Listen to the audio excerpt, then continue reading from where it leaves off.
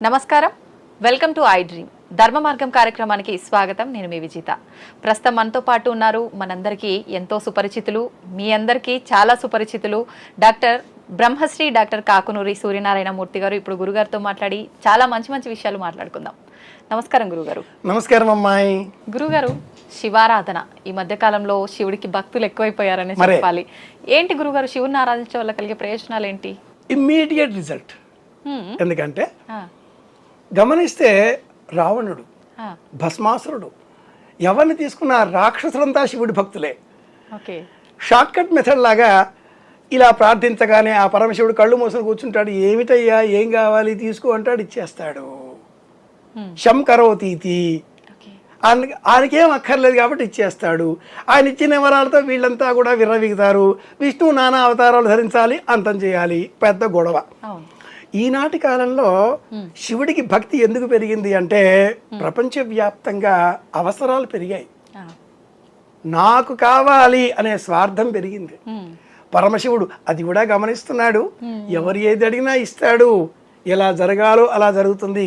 కాలాతీతుడైన ఆ స్వామిని కాళాజనమక్కల వికరణా జనమో బల వికరణా జనమో బల జనమో బల ప్రమథనా జనమ సర్వభూతనమనా జనమో ఇలా వేదం వర్ణిస్తుంది. అన్నట్టు నమస్తే అస్తు భగవన్ విశ్వేశ్వరాజ, ఈ మంత్రంలో 13 పేర్లు ఉంటాయి. ఈ మంత్రాన్ని ఆమూలాగ్రంగా మనం చదవగలిగితే 58 సెకండ్స్ కాలం పడుతుంది. అంతసేపు మనం ఊపిరి బిగించగలిగితే మన ఆయుర్దాయం పొడిగింపు, ఆరోగ్యం మేలు. ఇది శంకరుడు ఇచ్చేది. కాబట్టి అందరూ శివ పూజ చేస్తున్నారు, ఆరోగ్యం పెంచుకుంటున్నాడు. శివుడు విభూతి ధారణ చేస్తుంటాడు కదా గురుగారు, ఎందుకని? భస్మం త్రైలోక్య సాధనం. అగ్నిహోత్రుడికి ఇది బంగారమని, ఇది ఇనప ముక్క అని తేడా లేదు. ఇది కరెన్సీ నోటు అని, ఇది తెల్ల కాగితం అని విభజన లేదు. అన్నింటినీ భస్మపటలం చేస్తూ ఉంటాడు. అలాగే ఈ భస్మం ఆవు పేడ, గోమయం. మన దేహంలో టెంపరేచర్ ఎక్కడ తెలుస్తుంది? ఇక్కడ. గోమయం ఇక్కడ ధరిస్తే ఎక్కువైనటువంటి ఆ టెంపరేచర్ నియంత్రణలోకి వస్తుంది. దేహంలో ఒక వేడి ఉంటుంది అమ్మాయి, 98.8 degrees ఫారెన్ హీట్. ఈ 98.8 పెరిగినా 108 రావాలి, తగ్గినా 108 రావాలి. ఆ పెరగకుండా తగ్గకుండా చేసేటటువంటి కంట్రోలింగ్ ఫ్యాక్టరు భస్మం. కనుకనే భస్మం ధరించాలి. చర్మం వ్యాధులు రాకుండా చేసేటటువంటి లక్షణం గోమయానికి ఉంది. కనుక ఈ భస్మం గోమయంతో చేసింది అయి ఉండాలి, కనుక ధరించాలి. కొంతమంది నోట్లో కూడా వేసుకుంటారు కదా గురుగారు, రకరకాలుగా. తీర్థం ఇస్తే అలా పుచ్చుకోవాలి, అంతేగాని నెత్తికో కంఠానికో రాచుకోకూడదు, కడుపుకో రాచుకోకూడదు. ఎక్కువైపోతుంది. Excess of anything is injurious to health. చాదస్తం అనొచ్చా గురుగారు ఇదంతా? ఛందస్సు అంటే నియమం. నియమం ప్రకారం బ్రతికేటటువంటి వాడు ఛాదస్తుడు. దాన్ని మూర్ఖంగా చేస్తే మట్టుకు ఛాదస్తం అనే చెప్పాలి. గురుగారు, శివుడు శ్మశానంలో ఉంటాడు అంటుంటారు కదా, ఎందుకని శ్మశానంలో ఉంటాడు? మహాకవి శ్రీశ్రీ ఓ మాట చెప్పాడు మరో ప్రపంచంలో, రణరంగం కాని చోటు భూస్థలమంతా వెతికిన దొరకదు. ఈ ప్రపంచంలో శ్మశానం కాని చోటు ఏదైనా ఉందా? మన ఇంట్లో కూడా చేతిలో బ్యాట్ పట్టుకుంటే 20-30 దోమలు నిలబడిపోతాయి. కాబట్టి దోమల శ్మశానం కూడా పిలుచుకోవచ్చు. ప్రపంచంలో శ్మశానం కాని చోటు అంటూ ఏదీ లేదు. 84 లక్షల రకాల జీవకోటి, 84 టైప్స్ ఆఫ్ హ్యూమన్ కాదు క్రీచర్స్ అని చెప్పాలి. 84 లక్షల రకాల జీవకోటి ఉండే ఈ విశ్వమంతా ప్రతి చోటు శ్మశానమే. కాబట్టి శివుడు అంతటా ఉంటాడు, ఇలా అర్థం చేసుకోవాలి. అంతేగాని శ్మశానం అనగానే మనుషులు చచ్చిపోతే దహనం చేసేదే శ్మశాన వాటికి అవుతుందా? ఇతర జంతువులకు సంబంధించినది కాకూడదా? అవి మాత్రం ప్రాణులు కావా? చెట్టులో మాత్రం ప్రాణం లేదా? చెట్టుని మనం దహించి వేస్తే, కాల్చి వేస్తే, తెంపి వేస్తే, కొట్టి వేస్తే అది మాత్రం పాపం కాదా? కనుకనే సంప్రదాయం పంచసూనములు అన్న పేరిట ప్రతి దాంట్లో కూడా ధర్మాన్ని ఆచరించాలి అని బోధించింది. శివుడు శ్మశానవాసి అంటే అర్థం అంతటా ఉన్నాడు. గురుగారు, శివుడిని పూజించే వాళ్ళకి ఫస్ట్ ఎక్కువగా కష్టాలు పెడతాడు, ఆ తర్వాతే సుఖాలను ఇస్తాడు అంటుంటారు. చాలా మంది ఇది నమ్ముతుంటారు, నిజమే అంటారా? అలా కాదమ్మాయి. జానకి అన్న పేరు సీత అన్న పేరు పెట్టుకున్న మహిళ దుఃఖపడుతుంది అని అంటారు లోకంలో. అవును. శివుణ్ణి పూజించే వాళ్ళు దుఃఖపడతారు అని చెబుతున్నారు ఈనాటి కాలంలో. ఎందుకని? వైష్ణవం విశిష్టాద్వైతం ఆకర్షణీయంగా ఉంటుంది. ఓకే. వైష్ణవంలో నామాలుంటాయి, పులిహోరలు ఉంటాయి, షొండెలు ఉంటాయి, పెరుగన్నాలు ఉంటాయి, ఇంకా లడ్డూ లాంటి సమస్యలు ఉంటాయి. అదొక ప్రపంచం, అంతే, అదొక ఆకర్షణ. అవును. శివుడి వద్ద నైవేద్యాలే లేవు. అంత నీళ్లు పోయండి, ఇంత పత్రి వేయండి, అంత భస్మం పూసుకోండి, ఓ రుద్రాక్షతో ఓ నమ శివాయ అనండి, అయిపోయింది. శివుడు కళ్ళు మూసుకుంటాడు, ఆయన నైవేద్యాలు లేవుగా భృగు మహర్షి శాపం కారణంగా. కనుక వైష్ణవం ప్రాబల్యంతో శివుని పూజించారా కష్టాలు వస్తాయి. శివుడు శ్మశానవాసి అనే వాదనలు లోకంలో పెరుగుతున్నాయి. ఇది తప్పు. ఓకే. నిజంగా చూస్తే మట్టుకు శివనామస్మరణ చేసేటటువంటి వాళ్ళే లోకంలో ధనవంతులు. ఆనందం అందించే పరమదైవం శివుడు.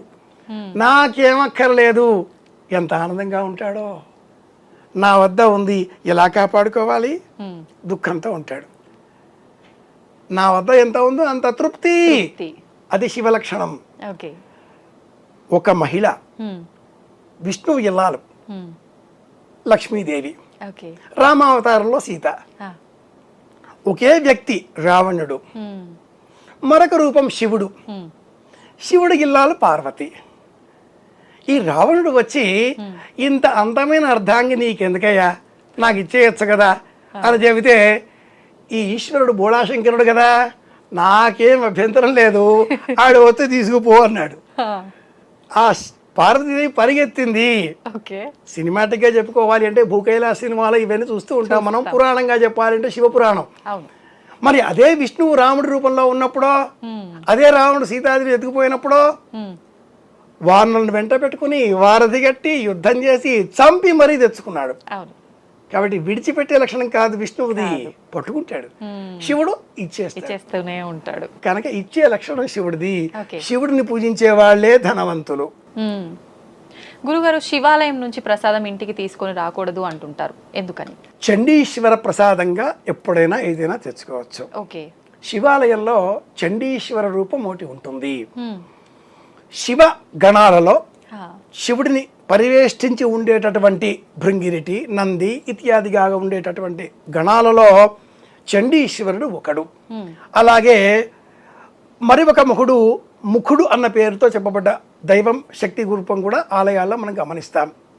ఇవి విగ్రహ రూపంలో ఉండవు కదా. చెప్పబోతున్నాను. రాక్షస గణాలతో యుద్ధాలు ఏర్పడినప్పుడు ఈ ముఖుడు వారితో యుద్ధం చేసి వారందరినీ తినివేసి చివరికి ఆకలి తీరక తన దేహాన్నే తాను తినడం మొదలెట్టాడు. తల మాత్రమే మిగిలింది. ఆ తల శివాలయంలో శివుడి వెనకాతల ఉండేటటువంటి మకర తోరణం మధ్యలో ఉండేటటువంటి తల ముఖుడు అని పిలుస్తారు. అలాంటిదే మరి ఒక రూపం చండీశ్వర రూపం.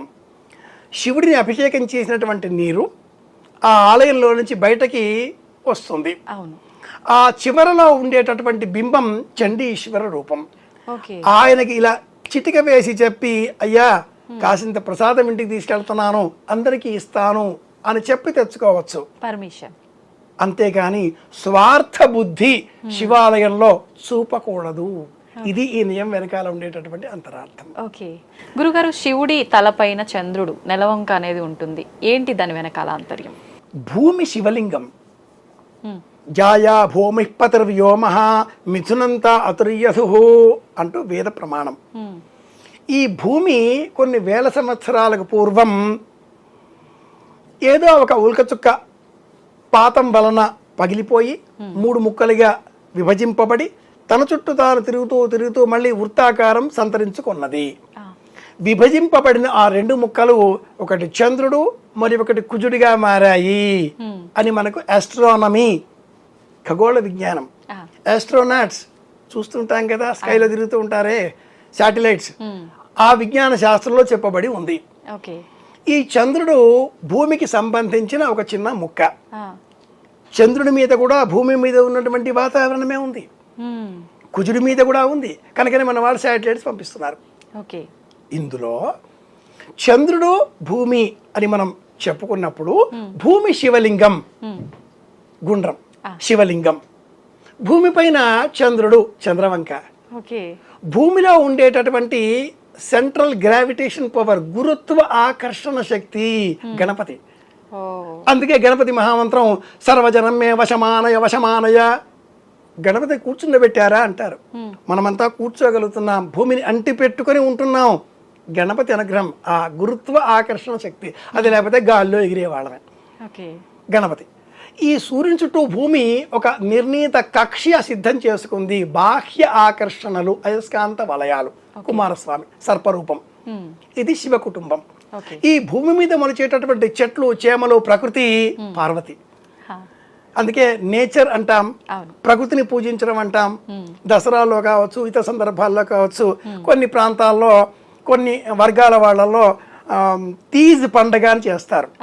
మట్టి పాలికలలో అంత నవధాన్యాలు పోసి మొలకెత్తే పండుగ శ్రావణ మాసంలో చేస్తూ ఉంటారు. కొన్ని మతాల్లో, కొన్ని ప్రాంతాల్లో మనం చూస్తుంటాం తీజ్ ఆ పండుగ పేరు. చైత్ర మాసంలో కూడా మొలకెత్తే మహారాష్ట్ర, కర్ణాటక. ఈ భూమి మీద మొలకెట్టేటువంటి చెట్లు, చేమలు, ఇది ప్రకృతి పార్వతి. సో శివుడు భూమి, పార్వతి, చంద్రుడు, గణపతి, కుమారస్వామి. ఇది శివ కుటుంబం. ఇది భారతీయ కుటుంబం. ప్రపంచానికి కుటుంబ వ్యవస్థ అంటే శివ కుటుంబం. ఏ దేశంలో కూడా సంస్కృతి ఇంతగా పరిణమించని కాలంలోనే కుటుంబ వ్యవస్థ, భార్య, భర్త, పిల్లలు, అమ్మ, నాన్న, అత్త, మామ, ఇలా ఒక కేంద్రం. కుటుంబ వ్యవస్థ సంస్కృతికి, సంస్కారానికి, సభ్యతకు కేంద్రం కదా. ఈ వ్యవస్థ లేకపోతే అరాచకం కాదు. కనుక ప్రపంచానికి భారతీయ సంస్కృతి ఇచ్చిన మూల సూత్రం భూమిని శివుడిగా పూజించండి అని చెప్పడం. ఓకే గురుగారు, శివుని లింగ రూపంలోనే ఆరాధిస్తుంటాం, ఎందుకని? ఈ లింగ రూపం అనేది భూమికి ప్రతీక. అవును. ఈ సృష్టి అనేది బ్రహ్మకర్తృత్వం, వృద్ధి కారణం విష్ణుకర్తృత్వం అన్నప్పుడు ఈ ఇరువురు, నేను సృష్టి కారణం కాబట్టి నేను గొప్ప, నేను వృద్ధి పెంపొందింపజేసే లక్షణం వెలుతురు కాబట్టి నేను గొప్ప అని విష్ణుతత్వం, ఈ రెండింటి మధ్య ఏర్పడిన ఒకనొక పోటీని శివపురాణం మహాశివరాత్రి నాడు లింగ రూపంలో ఈశ్వరుడు ప్రాదుర్భావం చెందినట్లుగా వర్ణిస్తుంది.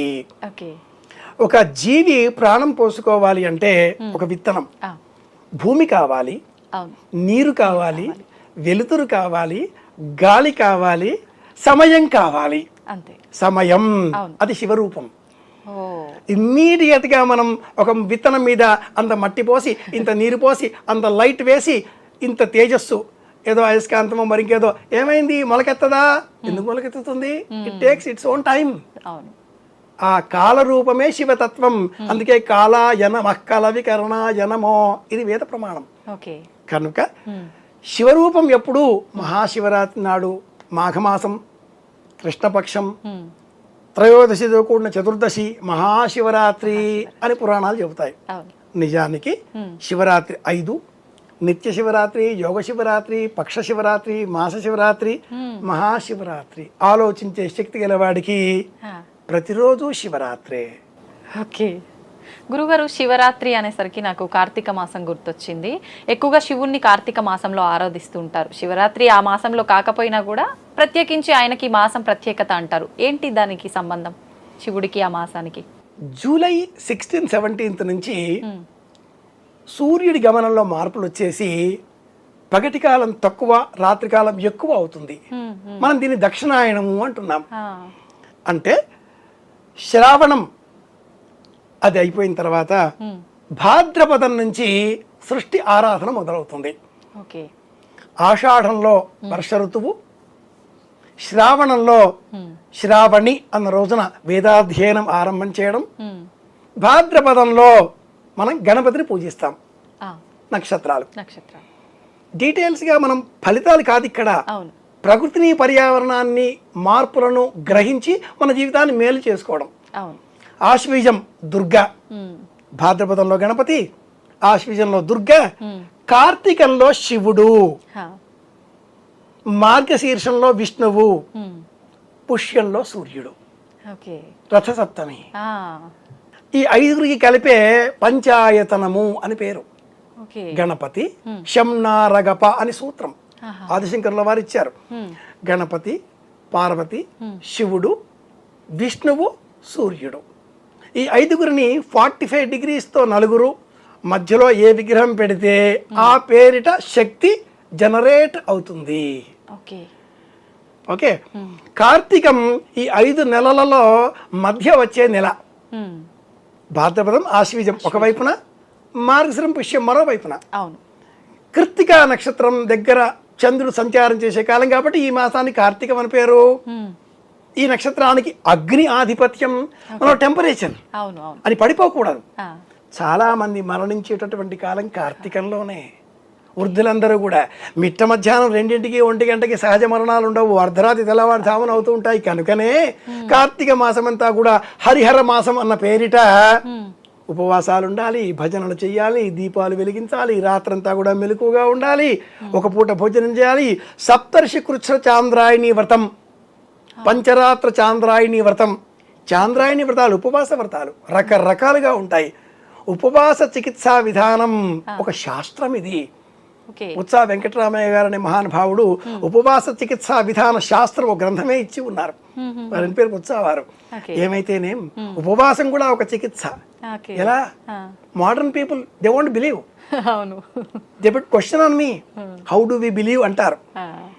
ఆపరేషన్ చేసే ముందు కనీసంగా 8 గంటలు ఏ ఆహారం తీసుకోకూడదండి అంటారు. తీసుకుంటే కొమ్మ కొల్లేరవుతుందా? ఆపరేషన్ చేస్తే లోన ఏదో ఆటంకాలు, ఇబ్బందులు వస్తాయి. కాదు, ఆహారం తీసుకుంటే శరీరంలో ఉండే ఇంద్రియాలు బలం పుంజుకుంటాయి. ఆపరేషన్ ఉదరానికి కాదు, కాలికో కంటికో అయినా కూడా 8 hours నో పదార్థాలు అంటారు. ఆపరేషన్ అయినాక కూడా 8 గంటల వరకు ఏం పుచ్చుకోకూడదు అంటారు. ఏదో సెలైన్ బాటిల్తో ఏదో లిక్విడ్ ఇస్తారు కానీ హార్డ్ ఫుడ్ నో అంటారు. ఆహారం తీసుకుంటే మనస్సు అనే ఇంద్రియం బద్దకిస్తుంది.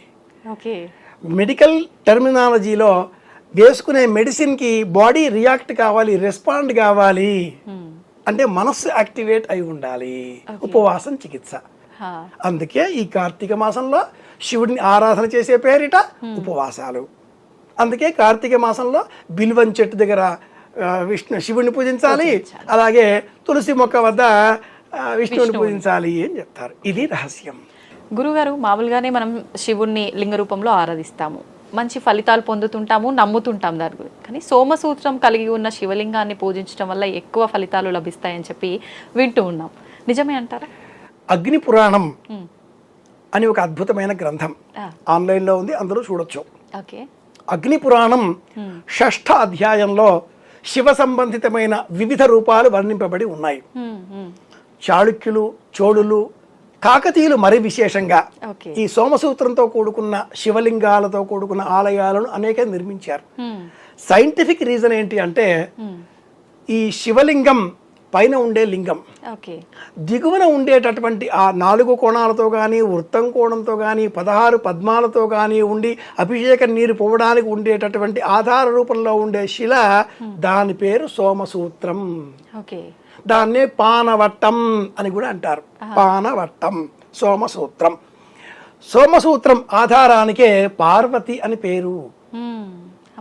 అర్ధనారీశ్వర స్వరూపము పార్వతి పరమేశ్వరుడు. ఏ వ్యక్తి అయినా ఒకడిగా ఉంటాడా? ఉండడు.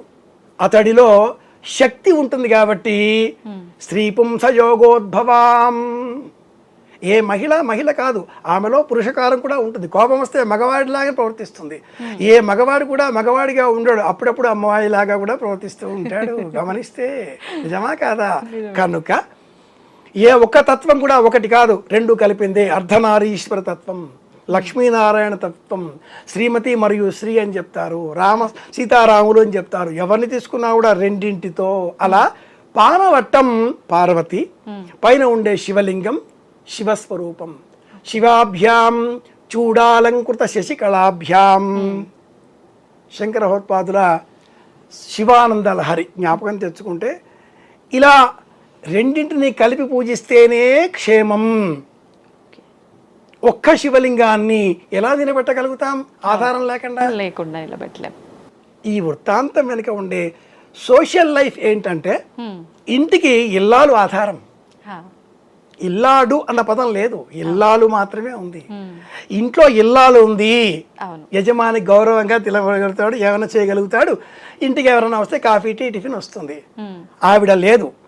ఈయనేమంటాడు, ఇంట్లో ఎవరు లేరు, మనం బయటికి పోదామా, పూటకోళ్ళ హోటల్స్ చాలా ఉంటాయని చెప్తాడు. ఇల్లు అన్న క్షేత్రం ఉండాలి, పానవట్టం పార్వతి ఉండాలి. దురదృష్టవశాత్తు ఈనాటి కాలంలో దేవుణ్ణి భయపెట్టే భక్తులు పెరిగిపోయారు కాబట్టి ఆలయాలకు వెళ్ళి పానవట్టానికే కొబ్బరికాయలు టపీ టపీ కొడుతున్నారు, పానవట్టం మీదే దీపాలు వెలిగిస్తున్నారు. మహాపాపం, అధర్మం, అనైతికం. అనవసరంగా మీరు అతి భక్తితో, భక్తి ఆవేశంతో నష్టం కొని తెచ్చుకుంటున్నారు. భస్మాసురుడు శివుడికి విశేషమైన భక్తుడు. ఎవరి నెత్తిలో చేపెట్టినా వాడు దగ్ధం కావాలి నేను వరం కోరుకుంటే శివుడు ఇచ్చేశాడు. కానీ అతి తెలివితో తన నెత్తిన తానే చేయబెట్టుకున్నాడు, అయిపోయాడుగా. ఇలా భక్తి తత్పరతతో దేవుణ్ణి భయపెట్టద్దు, శాస్త్రం తెలుసుకుని పూజించాలి. అది పానవట్టం, నమస్కారం చేసి చోదరుడు నమస్కరిస్తే చాలు. కొబ్బరికాయలు కొట్టమని శివుడేం అడగడు. అరటి పండుకి కొబ్బరి ఒక్కలకి పడిపోతే ఆయన శివుడే కాడు. కావలసింది ఆత్మ సమర్పణ. శ్రవణం, కీర్తనం, విష్ణుస్మరణం, పాదసేవనం, వందనం, అర్చనం, దాస్యం, సఖ్యం, ఆత్మ నివేదనం. నవవిధ భక్తి మార్గాలలో మనస్సును సమర్పిస్తేనే అది శివారాధన అవుతుంది, లేకపోతే రావణ పూజ అవుతుంది. రాక్షసుని పూజించినట్ట గురుగారు. రావణ పూజ, రావణాసురుడు శివుని ఎలా పూజించాడంటే జయత్వద భ్రమ భ్రమద్భుజంగమశ్వ సద్వి నిర్గమత్కరాళ బాల హవ్యవాట్ ఇలా శ్లోకాలు చెప్తూ శివుణ్ణి కూడా కదిలించి వేసి కైలాసాన్ని కూడా భుజంతో కదిలించి దిగి రాకపోతే ఒక్కొక్క శిరస్సు ఖండించి అగ్నిలో వేసినట్టుగా మనం పురాణ కథ చెప్తూ ఉంటాం. రావణాసురుడు అంటే 10 తలలు ఉన్నవాడు కాడు, మూర్ఖులు చెప్తూ ఉంటారు. 10 రకాల ధ్వనుల చేత పరమేశ్వరుడిని స్తోత్రం చేసి కీర్తించి మెప్పించిన వాడు దశకంఠుడు అని చెప్పాలి. అంత తీవ్రంగా, భీకరంగా, భయానకంగా పూజ చేస్తే అది రావణ పూజ. అంతంత భస్మాలు పెట్టి, అంతంత రుద్రాక్షమాలికలు మెడలో వేసుకొని, అంతంత కుంకుమ పూజలు పెట్టుకొని, అంతంత మెరిసే ఏమంటారు శాలువాలు ధరించి హుంఫట్ అన్నట్టుగా మాట్లాడితే అది రావణ పూజ, సాత్వికమైనది కాదు. గురుగారు, ఇంట్లో శివలింగం పెట్టొచ్చా? శివలింగ ఆరాధన ఆడవాళ్ళు చెయ్యొచ్చా? శివలింగ ఆరాధన మహిళలు చేయరాదు. శివలింగమును మహిళలు స్పృశించరాదు, శాస్త్రం అంగీకరించదు. ఎందుకని? భూమి పైన ప్రకృతి మొలిచి ఉన్నది, భూమిలో నుంచి వచ్చేది కాదు. భూమి అంతర్భాగంలో మళ్ళీ ద్రవరూపమైన గణపతి మాత్రమే మనం దర్శించగలుగుతున్నాం. భూమి అంతర్భాగంగా ఉండే మరి ఒక భూఖండం కరిగి ద్రవ రూపంలో యాంటీ క్లాక్ వైజ్గా తిరుగుతూ ఉండే నేపథ్యంలో పై భాగం క్లాక్ వైజ్గా, లోపలి భాగం యాంటీ క్లాక్ వైజ్గా జరిగే ఫ్రిక్షన్లో ఫిజిక్స్ ఫార్ములా, అందువల్ల ఈ భూమి తిరుగుతోంది. తన చుట్టూ తాను, సూర్యుని చుట్టూ 1 డిగ్రీ పక్కకు జరిగి ఇలా భూమికి 3 చలనాలు ఉన్నాయి. ఇందులో మహిళా రూపం శక్తి రూపం. శక్తి ప్రదర్శితం కాదు, శివలింగం ప్రదర్శితం అవుతున్నది కనుక స్పృశించరాదు అని శాస్త్రం. కానీ ఇంటిలో ఎవరి పని వాళ్ళు చెయ్యాలి. భర్త చెయ్యలేని పక్షంలో కుమారుడు, మగపిల్లలు, ఇంటిలో ఉండేవాళ్ళు చెయ్యలేరు అనుకున్నప్పుడు ఆ శివలింగం పైన నీళ్లు పోయవచ్చు. స్పృశించి ఇలా నిమిరి భస్మం రాచి అలా చెయ్యకూడదు అంటుంది ఆచారకాండ. నిత్యకర్మానుష్ఠాన చంద్రిక అన్న గ్రంథంలో ఈ విషయానికి సంబంధించిన నిరూపణలతో కూడుకున్న శ్లోకాలు చూడవచ్చు. గురుగారు, చాలా వరకు ఆడవారు ఆలయాల్లోకి వెళ్ళినప్పుడు అమ్మవారైనా సరే, అయ్యవారైనా సరే పూలు తీసి పెట్టుకుంటుంటారు అక్కడివి. అలా శివలింగం పైన పెట్టిన పూలు ఆడవారు పెట్టుకోవచ్చు అంటారా? ఏ దేవతామూర్తికి సంబంధించిన పుష్పమైనా కూడా మనం చేయి పెట్టి తీసుకొని మనం ధరించరాదు. ఎవరైనా అందిస్తే ధరించవచ్చు. అలాగే శివుడి మీద ఉండే పుష్పాలు కూడా ఎవరైనా ఇస్తే ఎవరైనా ధరించవచ్చు. కానీ శివుడికి సమర్పించే పుష్పాలేవి, శివుడికి మనం సమర్పించే పుష్పాలేవి కూడా మనం చెప్పుకునేటటువంటి ఇతర దేవీ దేవతామూర్తులకు సంబంధించినవి కావు. శివుడికి సమర్పించే పుష్పాలు అర్క పుష్పం, జిల్లేడు పువ్వులు.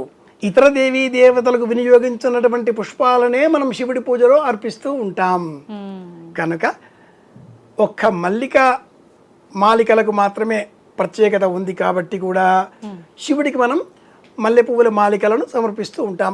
వాటిని కూడా ఎవరైనా తీసి అందిస్తే నిరభ్యంతరంగా ధరించవచ్చు. ఏ విధమైన విభేదాలు దైవ రూపాలలో మనం చూపరాదు.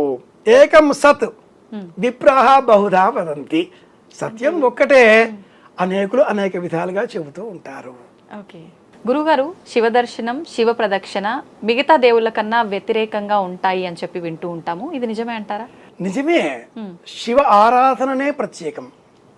నా రుద్రో రుద్రమర్చయేత్, నమస్తే రుద్రమన్యవ ఉతో తైషవే నమః అని నమ్మకం. మన్యు అంటే కోపం. కోపాన్ని తొలగించే శక్తికి మనం పూజ చేస్తున్నాం అంటే ఇంకెంత కోపంతో ఆ రూపం ఉండొచ్చు. ప్రపంచాన్నే లీనం చేసుకునేటటువంటి రూపం కదా శివరూపం. లయకాలం కదా. ఒక్క చీమ చంపితే చచ్చిపోతేనే మనం విలవిలలాడిపోతాం.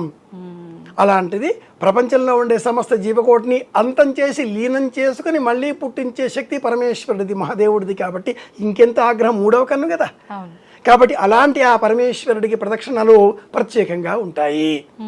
నందీశ్వరుడి వద్ద ఆరంభం చేసి చండీశ్వరుడి వద్దకు చేరి పానవట్టం, సోమసూత్రం, ఎక్కడైతే అభిషేక ద్రవ్యం వెళుతూ ఉంటుందో అంతవరకు వెళ్ళి తిరిగి రావాలి. పూర్తి చేయకూడదు. ఇలా 3 సార్లు తిరిగితే అది ప్రదక్షిణ అవుతుంది. అయితే గర్భాలయంలో కేవలం ఒకే ఒక శివలింగం మాత్రమే ఉన్న ఆలయంలో ఇలా ప్రదక్షిణ చేయాలి. ఈనాటి కాలంలో ఆలయాలన్నీ పంచాయతన ఆలయాలు ఉంటాయి కాబట్టి బెంగ పెట్టుకునే అవసరం లేదు. అంటే మనం నార్మల్ గా ఎన్ని ప్రదక్షిణలు చేయాలనుకున్నా చేయొచ్చు. ఒకే శివుడు ఉంటే మట్టుకు ఇలా ప్రదక్షిణ ప్రత్యేకంగా చెయ్యాలి. ఓకే, అంటే చాలా ఎక్కువ విగ్రహాలు కనిపిస్తున్నాయి ఇప్పటి ఆలయాల్లో కాబట్టి 5 కనిపిస్తాయి. పార్వతి, గణపతి, సూర్యుడు, విష్ణువు ఉంటారు కాబట్టి తిరగవచ్చును. అలా కాకుండా కేవలం శివుడు ఏమంటే మట్టుకు ఇలా ఒకే ప్రదక్షిణ చెయ్యాలి. అలాగే రెండవది ఏమన్నావు అమ్మాయి? దర్శనం. శివ దర్శనం ఎలా? శివ దర్శనం చెయ్యాలి అంటే నందీశ్వరుని దగ్గర నుంచి మాత్రమే చెయ్యాలి. ఓకే. నందీశ్వరుడు శివ ఆలయంలో ఆయన సన్నిధానంలో సదా శివుడి పైన దృష్టి నిలిపి ఉంటాడు. శివుడు కూడా నందీశ్వరుడినే చూస్తూ ఉంటాడు. ఆ నందీశ్వరుడికి ఉండేటటువంటి 2 కొమ్ములు బ్రహ్మ విష్ణువు అని మన వాళ్ళు ఒక వృత్తాంతంగా చెప్పేసి ఆ రెండింటి పచ్చన ఇలా 2 వేళ్ళు పెట్టేసేసి ఆ నందీశ్వరుని యొక్క వృషణములను ఎడమ చేతితో లేక కుడి చేతితో ఇలా నిమురుతూ ఆనందం కలిగించే విధంగా నందీశ్వరుడు ఏకాగ్రత చెదరకుండా చేసి అప్పుడు చూడాలి. అలా చూస్తే నందీశ్వరుడి పైన ఉండేటటువంటి శివుడి చూపు ఒక్క క్షణం ఇలా పైకి చూచి మనల్ని చూచి మళ్ళీ నందీశ్వరుడిగా మారుతుంది. ఇది శివపురాణం చెప్తుంది. నందీశ్వర నమస్తుభ్యం సాంబానంద ప్రదాయక ఉమామహేశ్వర పూజార్థం అనుజ్ఞాం దాతుమర్హసి. ఈ శ్లోకం చెబితే నందీశ్వరుడికి ప్రసన్నత కలుగుతుంది. ఇప్పుడు నందీశ్వరుడి చెవిలో చెప్పాల్సింది ఈ శ్లోకమే చెప్పాలి. అంతేగాని ఆయన చెవిలో అదే ఈ శ్లోకమే చెప్పాలి. కానీ ఆయన చెవిలో మాకు కందిపప్పు ఏమంటారు, మాకు పెసరపప్పు కావాలి, మా కందిపప్పు కావాలి, మాకు వజ్రాలు కావాలి, డైమండ్స్ కావాలి, మా వారు నా మాట వినాలి, మా అత్త మామ వెళ్ళిపోతే ఆస్తి నాకు రావాలి, ఇలాంటి చెత్త కోరికలన్నీ ఆ నందీశ్వరుడి చెవిలో చెప్పకూడదు. చెప్పాల్సిందల్లా కూడా నందీశ్వర నమస్తుభ్యం సాంబానంద ప్రదాయక ఉమామహేశ్వర పూజార్థం అనుజ్ఞాం దాతుమర్హసి అనగా పరమేశ్వరుడు ఆనందిస్తాడు. శివ ప్రదక్షిణ కానీ శివ దర్శనం కానీ నిష్కామంగా ఉండాలి. నాకు ఇది కావాలి అని చేస్తే మట్టుకు అది ప్రయోజనం ఇవ్వదు. ఓకే గురువు గారు, ఇందాక మనం మాట్లాడుకున్నాం ఆడవాళ్ళు శివలింగానికి పూజ చేయాల్సిన అవసరం లేదు, పనికిరాదు కూడా అని చెప్పి. అయితే తాకడం కూడా అవసరం నిషిద్ధం. మహిళలు శివలింగమును స్పృశించరాదు. మరైతే శ్రీశైలంలో స్పర్శ దర్శనం అని చెప్పి ఆడవాళ్ళు కూడా? మంచి ప్రశ్న. ఎక్కడ అనేది రెండవ ప్రశ్న వేసుకోవాలి. ఆలయాలు స్వయం వ్యక్తములు, దైవ స్థాపితములు, వ్యక్తిగత స్థాపితములు అని పలు విధాలుగా చెప్పబడి ఉన్నవి. ఆగమ శాస్త్రంలో స్వయం వ్యక్తమైనటువంటి శివలింగములకు ప్రత్యేకమైనటువంటి నామం ఉంది, జ్యోతిర్లింగములు అని పేరు. పంచభూత లింగములను అసలు ఎవరూ స్పృశించరాదు. జంబుకేశ్వరం, కాళహస్తి ఇవన్నీ మనం చూస్తున్నాం. 12 జ్యోతిర్లింగాలు ఏవైతే ఉన్నాయో వాటిల్లో స్నానం కూడా చేయకుండా ఎలా వచ్చామో అలా లోనికి వెళ్ళి శివలింగమును తాకి స్పృశించి నమస్కరిస్తే పరమేశ్వరుడు పరమానంద భరితుడవుతాడు. అవి మానవ నిర్మితములు కావు. ఓకే, ఇది స్వయంభూగా స్వయంభూ కాబట్టి ఇది రెండవ నియమం. మన ఇంటిలో ఉండే శివలింగం ఎంత అల్ప ప్రాణంతో శక్తివంతమైంది ఇప్పుడు మనకు అర్థమవుతుంది కాబట్టి స్పృశించరాదు. ఇది సమాధానం. నిజంగా చాలా మందిలో ఈ డౌట్ ఉంది గురుగారు. చక్కటి సమాధానం. శివార్పణం. ధన్యవాదాలు గురుగారు. కృష్ణార్పణం. దీన్ని తవ్వండి, తవ్వుతూనే శివలింగం. పరమాత్మకు జీవా సరే దాన్ని అట్లా కప్పేసేయండి, చూపించదండి. Krishna is there. మూర్తి పూజ కాదు, సాక్షాత్ బ్రజేంద్ర నందన భగవాన్ ఉన్నారు మూర్తిలో. ఏమీ ఆశించకుండా ఆరాధించే వాళ్ళు కూడా ఉన్నారా ప్రభుజీ? నిజమైన భక్తి అంటే మనకు తెలియదు కాబట్టి